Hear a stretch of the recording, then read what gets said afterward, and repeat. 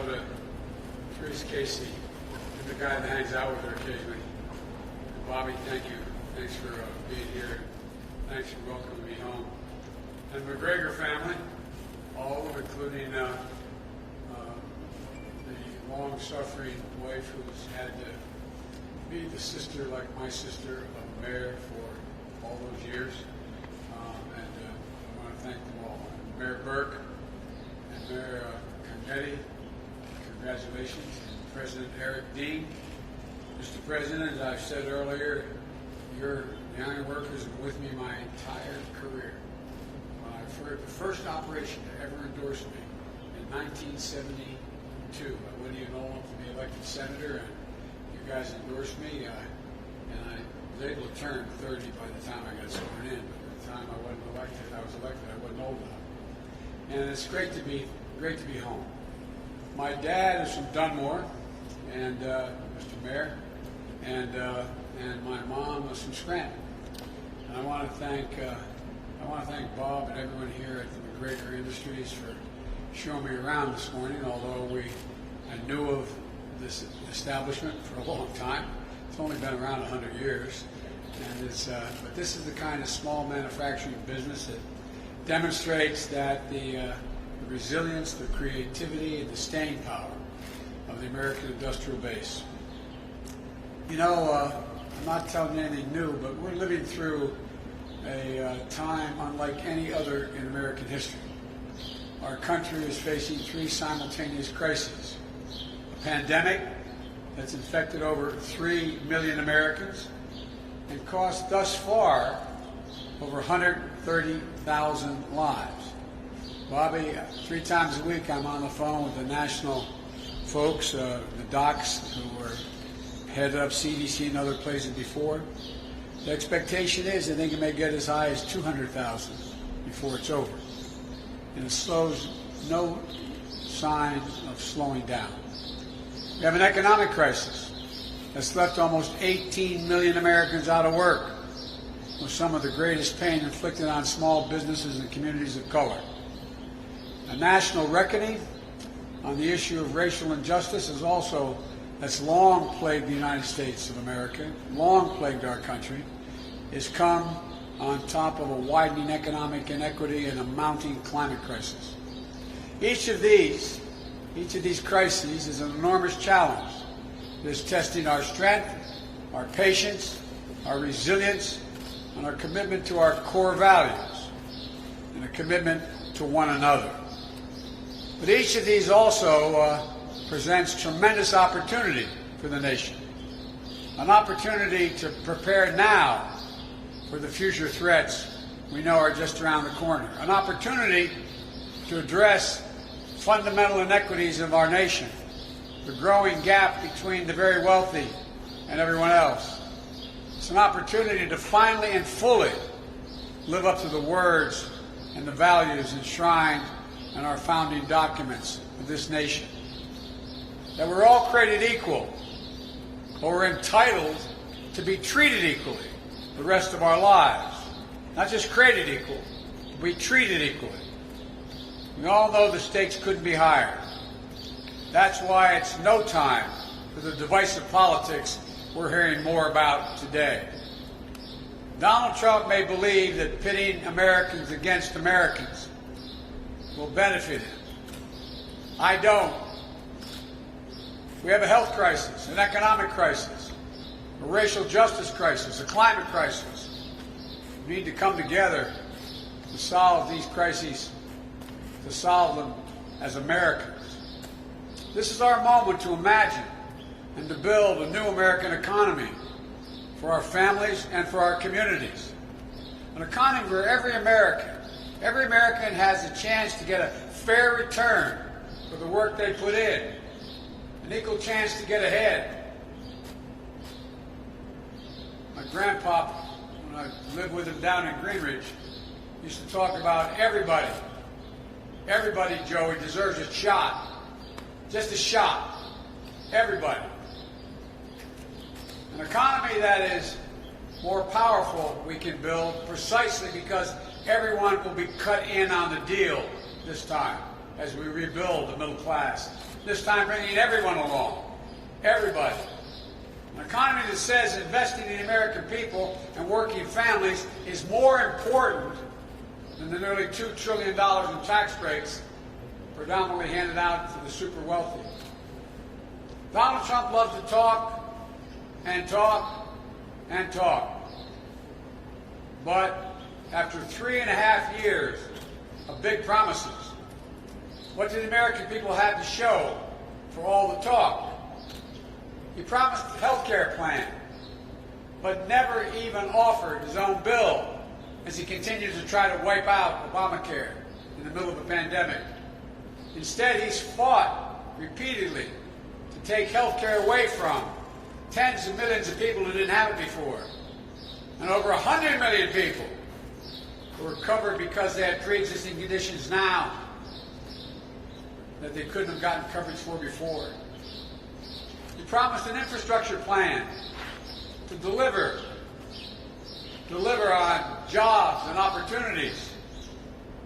We're rated as having the 23rd, ranked 23rd in the world in terms of our transportation infrastructure. What happened to all of that? He promised to bring back jobs, but manufacturing was in recession even before COVID-19. He promised to buy Americans. Then he let federal contractors double the rate of offshoring jobs in his first 18 months. I'm going to change that. We're going to double the foreign tax, the tax on foreign profits, so we don't encourage people to leave and build abroad. And when it comes to COVID-19, after months of doing nothing other than predicting the virus would disappear, or maybe if you drank bleach, you may be okay, Trump has simply given up. He's waved the white flag. He's walked away. And his failures come with a terrible human cost and deep economic toll. Time and again, working families are paying the price for this administration's incompetence. There's no other way to say it than incompetence. Small businesses had ended up with the short end of the stick as well. Less than a third of the massive amounts of money for stimulus that the Congress has passed and the Federal Reserve has made available to the private sector, less than a third of it has gone to Main Street businesses, big businesses, the wealthy, Trump's cronies and pals. They've been the big winners. Senator Casey can tell you they wrote in the law there had to be oversight, the Inspector General, to make sure where that money went. I'm the guy that had responsibility of handing out $84 billion in the Recovery Act in the financial recession. I met once every 2 weeks with the Inspectors General. Everything was open. What are we finding out now? That large chains and hotel chains and chains of restaurants, they divided all the restaurants up and treated them as individual restaurants. They're already making hundreds of millions of dollars. The mainstream mom and pop businesses, they didn't get the money. The truth is, throughout this crisis, Donald Trump has been almost singularly focused on the stock market, the Dow and NASDAQ. Not you, not your families. If I am fortunate enough to be elected president, I'll be laser focused on working families. The middle-class families I came from here in Scranton, not the wealthy investor class. They don't need me, but working families do. And this may be, should be in my view, the guiding principle. We must reward work as much as we rewarded wealth. But now we just reward excessive wealth. You know, you see, growing up rich and looking down on people is a bit different than how I grew up here. Here, nobody thought and understood, nobody thought but also knew that Wall Street bankers and CEOs didn't build this country, didn't build it. You can just look around your neighborhood or your kitchen table and see who built this country. It was at my grandfather Finnegan's kitchen table in Greenridge that I learned money doesn't determine your worth. He'd say, Joey, no one in the world is more worthy than you, and everyone is equally worthy. My dad used to have an expression. The people who follow me, I know they're probably tired of me saying it, but he meant it, and I never understood it as well as I have the last 15 years. He said, Joey, a job's about a lot more than a paycheck. It's about your dignity. It's about respect. It's about your place in your community. It's about being able to look your kid in the eye and say, honey, it's going to be okay, and mean it. You know, Mr. President, over 56% of the American people think their kids will never reach the standard of living they had. And folks, we know who built this country. Hard-working folks like you grew up with. You know who built the middle class? Unions built the middle class. That's why we have a middle class. I don't know if you say, Joey, your labor from belt buckle to shoe sole. Well, I've taken pride in that because the only way my dad would say you deal with power is with power. With power. Corporate America, and I come from a corporate state of the world, Delaware. The only way to deal with abuse of power is with power. And labor, unions, are the only ones that have that capacity to do it. If that's raining outside, come on in, guys. I don't want anybody out there. Are you guys in the rain? Or is that not rain? I thought that was rain. It is? You guys can come on in. Don't stay out there. But look, determination, resilience, and grit. The strength to get up no matter how many times you get knocked down. Respect for hard work and for the people who do it. These are the values I grew up with and all of you have grown up with. These are the values that I'm going to take with me to the Oval Office. I'll give more help to mainstream business and entrepreneurs and ask more of corporate America. You know, half of the jobs in America are small business jobs. And even back as early as May, some estimates found that more than 100,000 small businesses have been permanently shut down. More closed, and it's been devastating. So enough is enough. It's time to reverse the priorities in this country. It's time to help small businesses, middle-class folks manage their way through a pandemic. And let's help millions of would-be entrepreneurs get out from under their debt so they can start businesses. And it's time corporate America paid their fair share of taxes. We thought in our administration we should lower the tax in the high 30s to 28%, but lower it to 21. I'm going to raise it back up to 28. Provide hundreds of billions of dollars to invest in the growth of this country. And the days of Amazon paying nothing in federal income tax will be over. Let's make sure their workers have the power and the voice. It's way past time to put an end to the era of shareholder capitalism. The idea, the only responsibility a corporation has is with shareholders. That's simply not true. It's an absolute farce. They have responsibility to their workers, their community, to their country. That isn't new or radical notion. These are basic values and principles that help build this nation in the first instance. Now the challenge is to take these fundamental values and apply them to the new economy we have to build in the years ahead. And folks, it's not sufficient to build back. We have to build back better.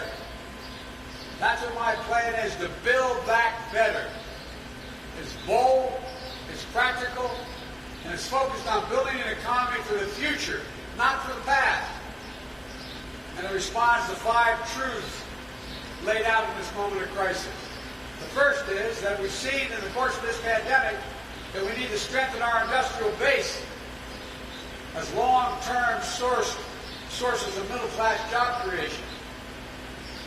Let's use this opportunity to take bold investments in American industry and innovation so the future is made in America, all in America. I do not accept the defeatist view that forecasts that automation and globalization mean we can't keep well-paid jobs here in America and create more of them. I do not buy for 1 second that the vitality of American manufacturing is a thing of the past.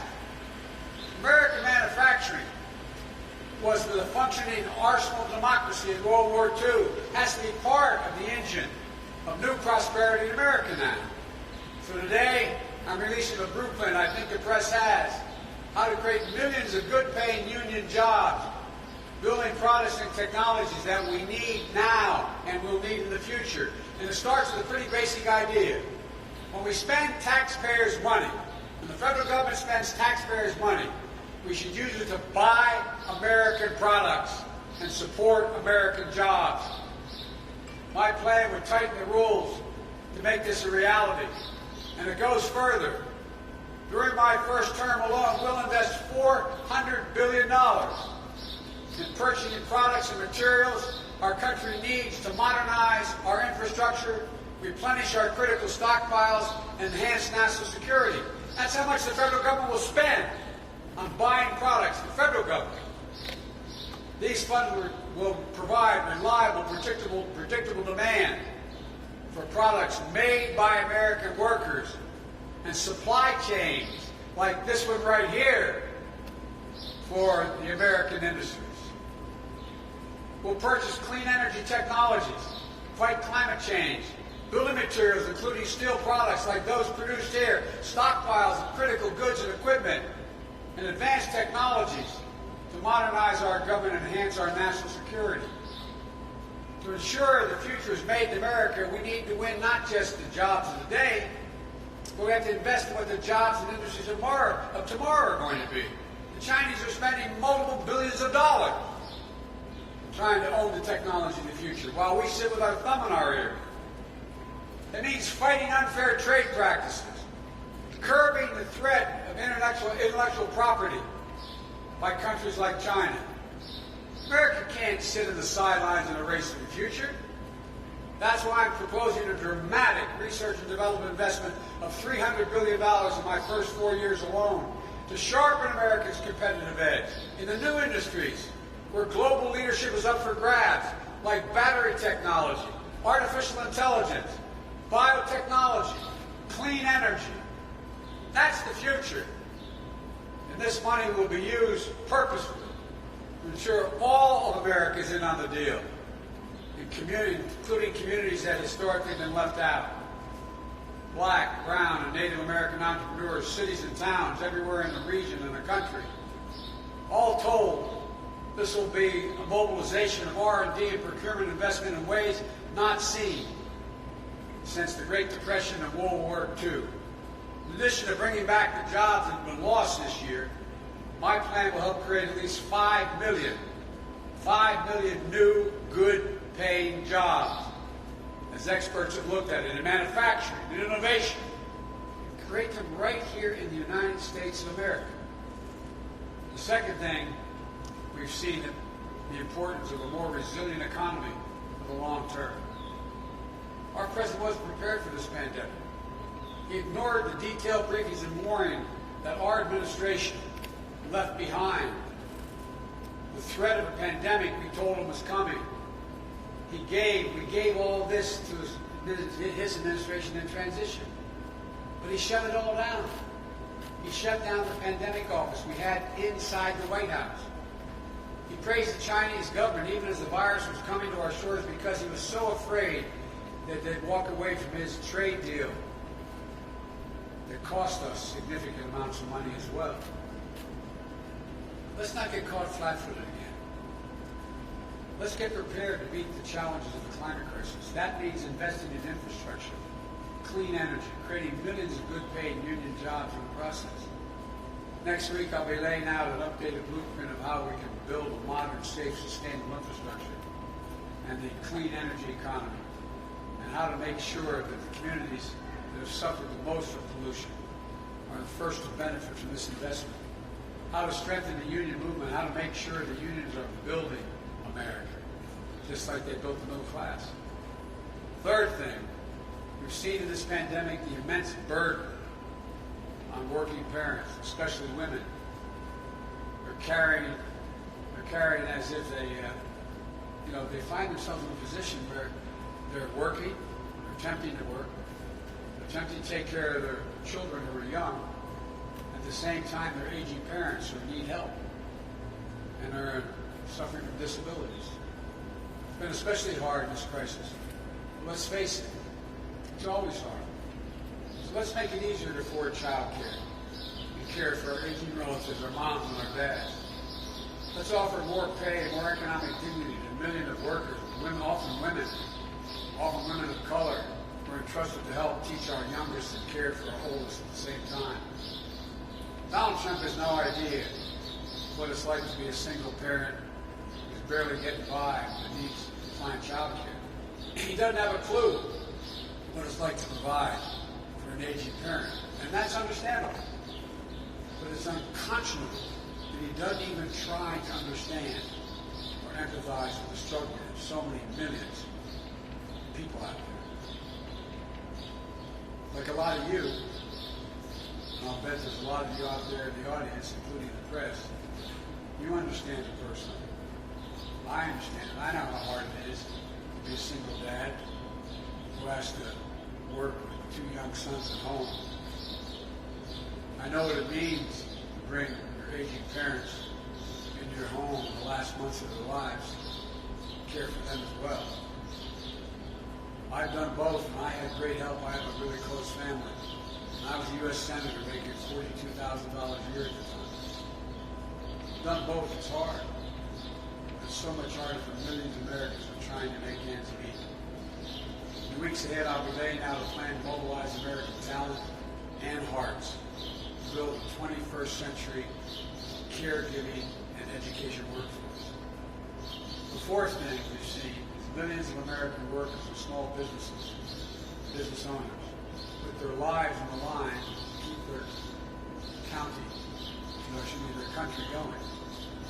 We need to treat these folks and their families as essential, not just in times of crisis, but all times. We call these folks the essential workers. I think the blinders have been taken off the bulk of the American people. Those who can afford to stay at home and stay in place, they look out there and they realize there's that grocery store clerk stacking the shelves. There's that nurse's aide trying to find protective gear to take care of someone that's on a ventilator. There's that truck driver. There's that mail delivery person. The essential workers. You see these ads where we clap for them as they come down the street. First responders. It's time to not only clap for them, it's time to pay them. The idea that every one of them is not worth at least a minimum of $15 an hour. Or spend time with frontline workers and then tell them they shouldn't have the right to organize, become part of a union. Organize for better pay, for paid leave, for benefits, for working conditions where we insist that they have safe and sanitary conditions working. Maybe it is possible for him to ignore it, but I can't and I won't. It's not enough just to praise these workers. We need to pay them. Let's finish the job of Obamacare by ensuring everyone has access to quality affordable health care. Let's lower the cost of prescription drugs and stop the surprise billing and provide public options to cover the millions of Americans who are without health care by adding it to Obamacare. Let's make sure everyone has access to a good education, regardless of the zip code. Let's triple the amount of money we spend on Title I schools. Those are Title I schools. You have 18 of them. 18 of Title I schools in Scranton and Dunmore. And it means that they're very low tax bases, so they're having trouble keeping teachers. I triple the amount of money we spend on those from $15 billion a year to $45 billion. Raising the salaries for the teachers in those schools up to $60,000 a year.